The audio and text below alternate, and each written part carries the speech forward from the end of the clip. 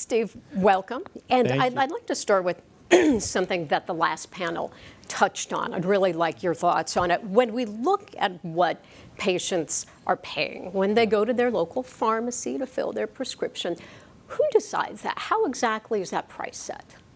Yeah, actually, health plans and PBMs play a very significant role in what patients pay at the pharmacy counter. They decide whether a drug is covered, where it goes on the formulary, which determines its coinsurance, which is what a patient pays out of pocket. So what a patient actually pays is largely dictated by a lot of actors other than our members. What percentage?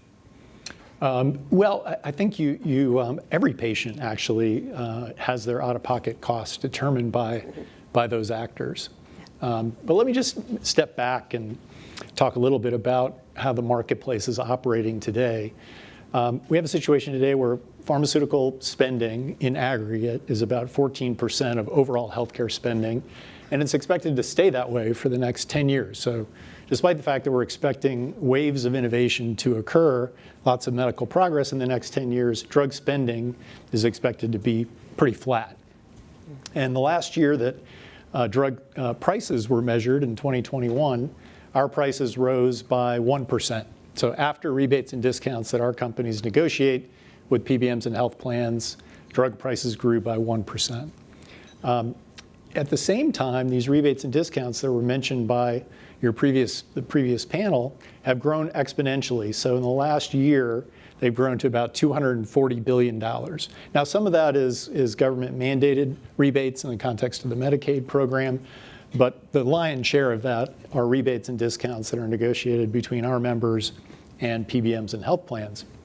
So you would think if drug prices are growing at 1% and rebates and discounts are growing exponentially, $240 billion last year, that patient out-of-pocket costs would also be going down. And that's not happening. But the opposite is true, actually. For most patients who have a brand medicine deductible, their out-of-pocket costs have grown by 50% or more in recent years. So we think the system is broken. It needs to be reformed. You know, PBMs now control, 3 PBMs control 80% of the market. They're vertically integrated with health plans.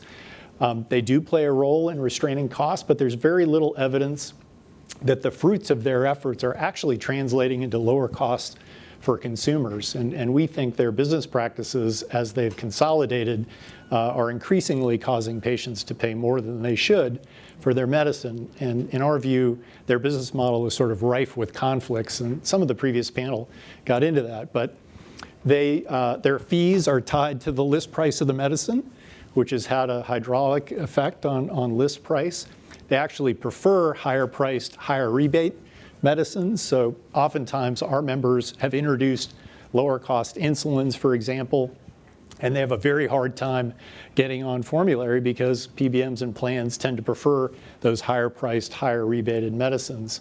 I think the biggest problem, though, is if you or I go to the hospital or we go to the doctor, we're paying the negotiated rate that the health plan negotiates with those actors. It's only with regard to medicine that patients are showing up at the pharmacy counter, they're paying the full list price of the medicine, even though the health plan or PBM may be getting a 50, 60, 70, 80% discount on that drug.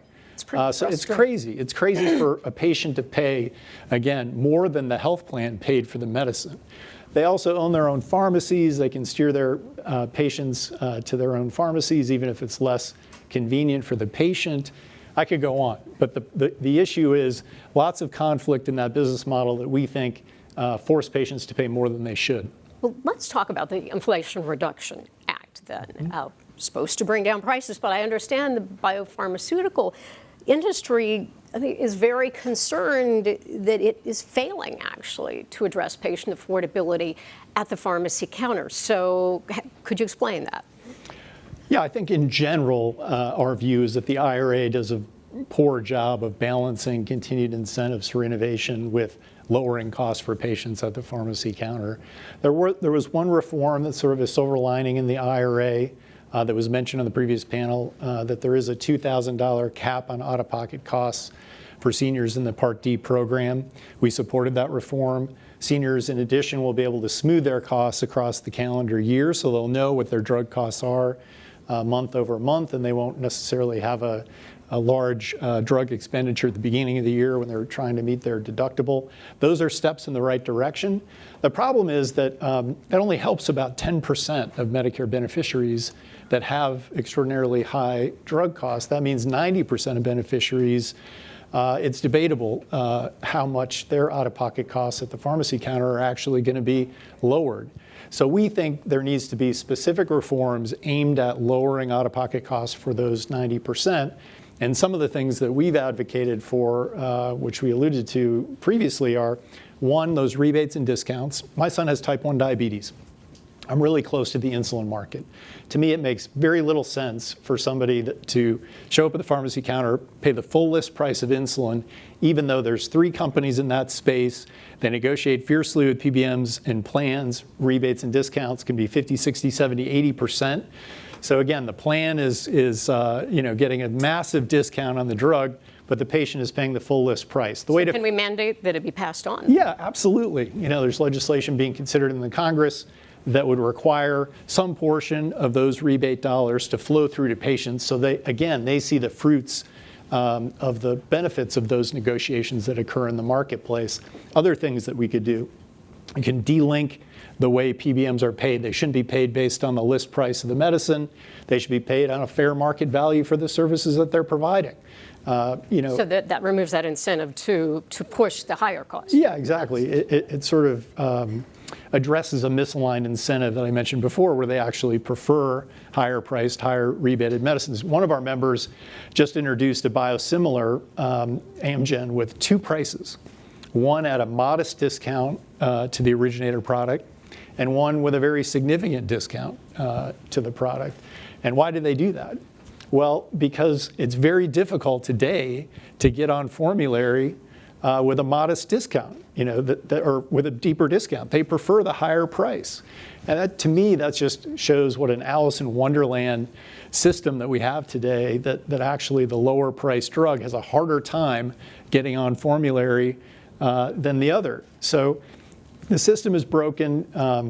We have a system today that's set up for paper pushers at the expense of patients, and we need to fix it. Steve, the Inflation Reduction Act, I guess what I should say is every measure that Congress passes has unintended consequences, good and bad. Are you seeing any with the Inflation Reduction Act that worry you? Yeah, obviously, you're going to have some great members speak in a minute here. I'm sure that members who supported the IRA believe that they were trying to address costs, but as you point out, there are always unintended consequences. And in our view, we think there's going to be some significant negative long-term implications for patients, and I'll just touch on a few of them. The first is, when the government gets in the business of determining prices or determining value, we have lots of experience with this. One of the great parts about my job is that I get to engage with health ministers around the world. Our companies operate on a global basis, but the reality is we know how this movie ends. Our patients get access to about 90% of FDA-approved new treatments and cures. If you look at Europe, on average, it's about half that rate. If you look at Asia, it's about a third that rate. So over time, we're concerned that patients are going to have less access to cutting-edge treatments and cures. I think another concern is the impact on competition. The generic industry, the biosimilar industry, it remains to be seen whether there's an incentive actually to bring those lower-cost products to market if they're going to compete with a government-set price. And third-party analysts, if you look at the Part D program, have suggested that in the wake of the IRA, you could actually have fewer Part D plans, that those plans might have skinnier formularies, so we could end up in a system where patients have less choice of plan and less choice of medicine. But I think the most acute problem in the IRA that really keeps our R&D leaders, CEOs, and other leaders in the industry awake at night is the impact on small molecule and follow-on research. And this takes a minute to explain. But under new drugs. Yeah, new drugs. Under the law, there's 2 somewhat arbitrary timelines that have been established. One for small molecules, or pills. You can be on the market for 7 years. Then there's a 2-year price setting process, and the price goes into effect after year 9. For biologics or infused medicines made from living cells, the timeline is longer. It's 11 years on the market, 2-year price setting process. Price goes into effect after 13 years. The problem is, particularly focused on the small molecule or pill timeline, is that the way innovation occurs, if you look at cancer, for example, FDA requires you to test your drug in the sickest patient population first, and over time, you grow the indication to other patients and additional disease areas. So let's say, for example, I'm developing a medicine to treat breast cancer. You might have a physician that uses that medicine in colorectal cancer or other forms of cancer and finds that you're getting positive signals. And then you would typically do an additional follow-on study to study the medicine in that separate type of cancer. The problem is 60% of the time those studies occur in year 7 or later. So, and many of those trials take 8 to 10 years to complete. So had the IRA been in place, many of those follow-on indications for additional cancer indications would not have occurred. So obviously, if you have 1 or 2 years to recoup your investment, a lot of those follow-on studies are simply not going to get done. So that's talking concerning. fewer new drugs then. Yeah, I think every R&D, we just surveyed our members, and 65% of our members anticipate doing fewer small molecule research projects. Right. Lot to chew on there. Steve Ubel, CEO of PhRMA, thank you so much for joining me. And if you would like to share your thoughts, use #TheHillHealth. Thank you. Thanks, Kathleen.